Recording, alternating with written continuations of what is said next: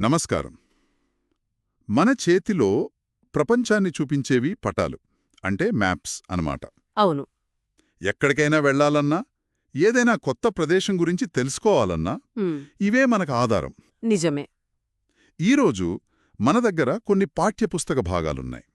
వీటి ఆధారంగా పటాల గురించిన కొన్ని బేసిక్ విషయాలు, వాటిని ఎలా చదవాలో కొంచెం లోతుగా చూద్దాం.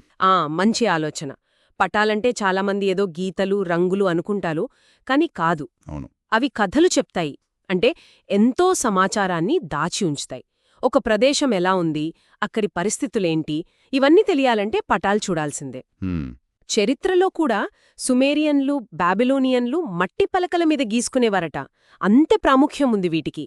ఈ 7వ తరగతి పాఠ్యాంశం ఈ విషయం తెలుసుకోవటానికి మంచి స్టార్టింగ్ పాయింట్. సరే, ముందుగా ఈ మూలాల్లో పటం సూచిక గురించి చెప్పారు. అంటే ఇండెక్స్ లేదా లెజెండ్. ప్రతి మ్యాప్కు ఇది ఉంటుందట. అవును, తప్పకుండా ఉంటుంది. ఇందులో శీర్షిక అంటే టైటిల్, స్కేలు, చిహ్నాలు, రంగులు, నమూనాలు ఇలాంటివి ఉంటాయనుంది. ఇవి లేకపోతే పటాన్ని అర్థం చేసుకోవడం కష్టమేమో. ఖచ్చితంగా. సూచిక అనేది పటానికి తాళం చెవిలాంటిది. లేకపోతే దాన్ని చదవలేం. ఓ. ఆ శీర్షిక ఆ పటం దేని గురించో చెప్తుంది. అంటే అది రాజకీయ పటమా, భౌతిక పటమా, దేని గురించి అని. సరే. ఇక స్కేలు. ఇది చాలా కీలకం. స్కేలు అంటే? అంటే భూమి మీద అసలు దూరానికి, పటం మీద మనం చూపిస్తున్న దూరానికి మధ్య ఉన్న నిష్పత్తి అన్నమాట. ఓకే. పటాన్ని ఎంత చిన్నదిగా చేసి గీశారో చెప్పేదే స్కేలు. ఉదాహరణకు పటం కింద 1 సెంటీమీటర్ = 10 కిలోమీటర్స్ అని రాసి ఉందనుకోండి. ఉంది. అంటే పటంలో 1 సెంటీమీటర్ దూరం కొలిస్తే అది నిజానికి భూమి మీద 10 కిలోమీటర్లతో సమానం అని అర్థం. అర్థమైంది. దీన్ని 3 రకాలుగా చూపిస్తారు. ఒకటి వాక్యరూపం, ఇప్పుడన్నట్లు. రెండోది నిష్పత్తి భిన్నం లేదా ఆర్ఎఫ్. మూడోది గ్రాఫికల్ స్కేలు, అంటే ఒక గీటలా గీసి చూపిస్తారు. ఆ నిష్పత్తి భిన్నం ఆర్ఎఫ్ అన్నారు కదా, అది కొంచెం. అంటే 1/10,000 అంటే ఏంటి? అదేం లేదు, సులభమే. 1/10,000 అంటే పటం మీద 1 యూనిట్ దూరం భూమి మీద 10,000 యూనిట్లతో సమానం. ఓకే. అంటే 1 సెంటీమీటర్ అయితే 10,000 సెంటీమీటర్లన్నమాట. అంతే, సరిగ్గా చెప్పారు. ఆ పటం వాస్తవానికి 10,000 రెట్లు చిన్నదిగా ఉందని అర్థం. రైట్. ఇక రంగుల సంగతేంటి? ముఖ్యంగా భౌతిక పటాల్లో రంగులు బాగా కనిపిస్తాయి కదా. అవును, భౌతిక పటాల్లో రంగులకు ప్రత్యేక అర్థాలుంటాయి. అవి చాలా ముఖ్యం. అవేంటి ఆ అర్థాలు? సాధారణంగా ఆకుపచ్చ రంగు మైదాన ప్రాంతాలను చూపిస్తుంది. పచ్చగా ఉంటుంది కదా. పసుపు, గోధుమ రంగు లేదా కొన్నిసార్లు నారింజ రంగు ఇవి కొంచెం ఎత్తైన పీఠభూములు, కొండ ప్రాంతాలను సూచిస్తాయి. ఓకే. ఎత్తు పెరిగే కొద్దీ రంగు మారుతుందన్నమాట. అవును. నీలం రంగైతే అందరికీ తెలిసిందే. నీటి భాగాలు, సముద్రాలు, నదులు, సరస్సులు. తెలుపు రంగు కూడా వాడతారా? వాడుతాడు. హిమాలయాల లాంటి ఎత్తైన పర్వతాలుంటాయి కదా, అక్కడ మంచుతో కప్పబడిన శిఖరాలను చూపించడానికి తెలుపు రంగు వాడతారు. కొన్నిసార్లు ఊదారంగు కూడా ఇంకా ఎక్కువ ఎత్తును చూపించడానికి వాడచ్చు. ఈ ఎత్తులన్నీ ఎక్కడినుంచి కొలుస్తారు? మంచి ప్రశ్న. సగటు సముద్ర మట్టం నుంచి కొలుస్తారు. మీన్ సీ లెవెల్ MSL అంటారు కదా, దాని ఆధారంగా. ఓకే. మరి చిహ్నాలు, నమూనాలు అని కూడా ఉన్నాయి కదా, అవేంటి? ఇప్పుడు రోడ్లు, రైల్వే లైన్లు, గుళ్ళు, బావులు వీటన్నిటినీ నిజంగా ఉన్నట్టు పటం మీద గీయలేం కదా. గీయలేం. వాటిని సూచించడానికి కొన్ని ప్రామాణికమైన గుర్తులు వాడతారు. వాటినే సాంప్రదాయిక చిహ్నాలు అంటారు, కన్వెన్షనల్ సింబల్స్. ఉదాహరణకి? నదిని చూపించడానికి ఒక వంకర గీత, బావికి ఒక చిన్న సున్నా, గుడికి ఒక ఆకారం. ఇలా సర్వే ఆఫ్ ఇండియా లాంటి సంస్థలు వీటిని స్టాండర్డైజ్ చేస్తాయి. అందరూ అవే వాడతారు. ఓకే. నమూనాలు అంటే ప్యాటర్న్స్? కొన్నిసార్లు జనాభా సాంద్రత లాంటివి చూపించాలనుకోండి.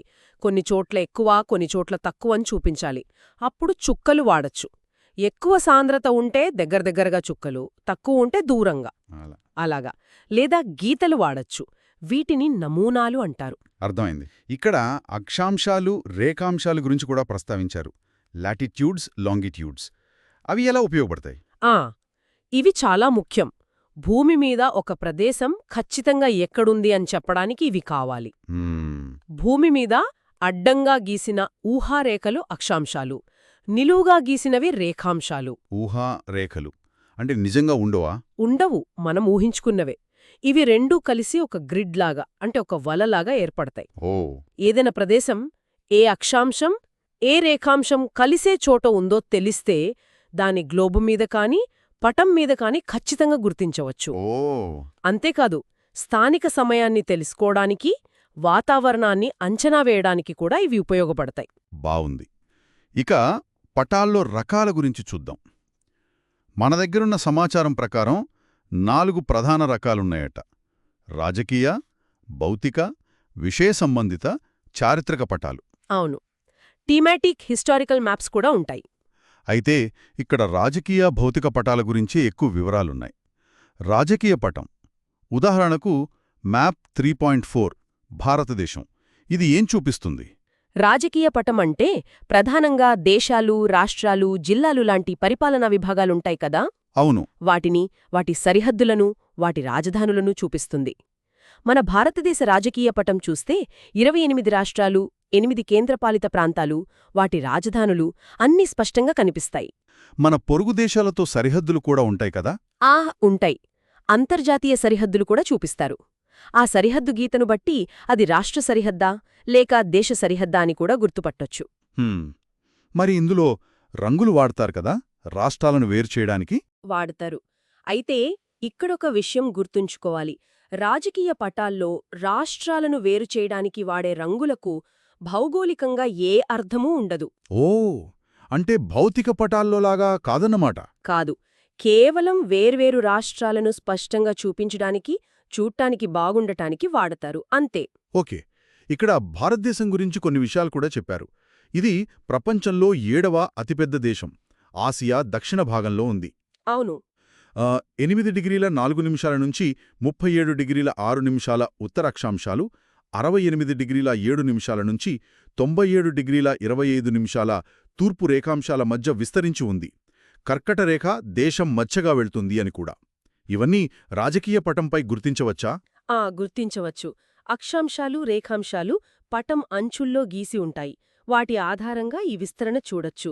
కర్కటరేఖ వెళుతున్న మార్గాన్ని కూడా ఒక గీతతో చూపిస్తారు.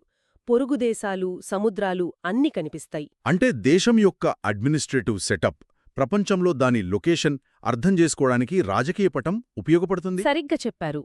మరి భౌతిక పటం మ్యాప్ 3.6 భారతదేశం భౌతిక పటం, ఇది ఎలా భిన్నంగా ఉంటుంది? భౌతిక పటం పేర్లోనే ఉంది కదా, భౌతిక స్వరూపం అంటే ఒక ప్రదేశం యొక్క సహజ స్వరూపం ఎలా ఉంది. అక్కడ పర్వతాలున్నాయా, పీఠభూములున్నాయా, మైదానాలున్నాయా, నదులు, ఎడారులు, ఇలాంటి సహజ సిద్ధమైన అంశాలను చూపిస్తుంది. అంటే ఇందాక మనమనుకున్న రంగులు ఇక్కడ ముఖ్యమన్నమాట. ఇక్కడ చాలా ముఖ్యం.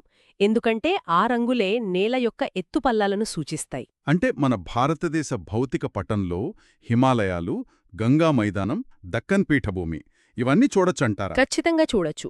ఉత్తరాన ఆ గోధుమ, తెలుపు రంగుల్లో ఎత్తైన హిమాలయాలు కనిపిస్తాయి. వాటి కిందనే ఆకుపచ్చ రంగులో విశాలమైన గంగా సింధు మైదానం. దక్షిణానికి వస్తే పసుపు, నారింజ రంగుల్లో దక్కన్ పీఠభూమి. పశ్చిమ తూర్పు కనుమలు? అవి కూడా. పశ్చిమ కనుమలు, తూర్పు కనుమలు, వాటి మధ్యలో పీఠభూమి, ఇంకా తీర మైదానాలు. ఇవన్నీ భౌతిక పటంలో స్పష్టంగా గుర్తించవచ్చు. నదులు కూడా కనిపిస్తాయా? కనిపిస్తాయి. ముఖ్యమైన నదులన్నీ నీలం గీతలతో చూపిస్తారు.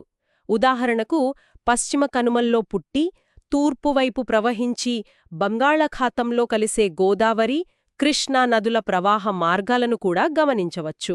బాగుంది. అంటే ఇది ఆ ప్రాంతం సహజంగా ఎలా ఉందో మన కళ్లకు కట్టినట్టు చూపిస్తుందన్నమాట. అవును.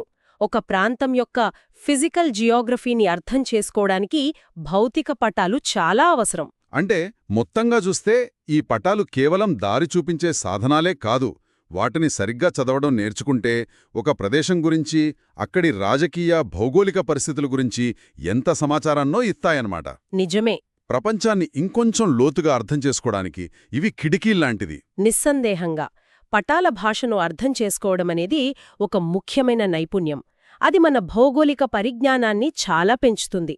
టోలమీ, గెరార్డస్ మెర్కేటర్ లాంటి వాళ్ల కృషి వల్లే మనం ఈరోజు ఇంత మంచి పటాలను చూడగలుగుతున్నాం. అయితే ఈ పటాల గురించి ఇంత తెలుసుకున్నాక ఒక ప్రశ్న వస్తోంది. ఒక ప్రదేశం యొక్క రాజకీయ సరిహద్దులు, దాని సహజ సిద్ధమైన భౌతిక స్వరూపం రెండూ పటాల ద్వారా మనకు తెలిసినప్పుడు ఆ ప్రదేశం పట్ల మన ఆలోచన విధానంలో ఏదైనా మార్పు వస్తుందా? ఎలా మారుతుంది? దీని గురించి ఆలోచించాలి.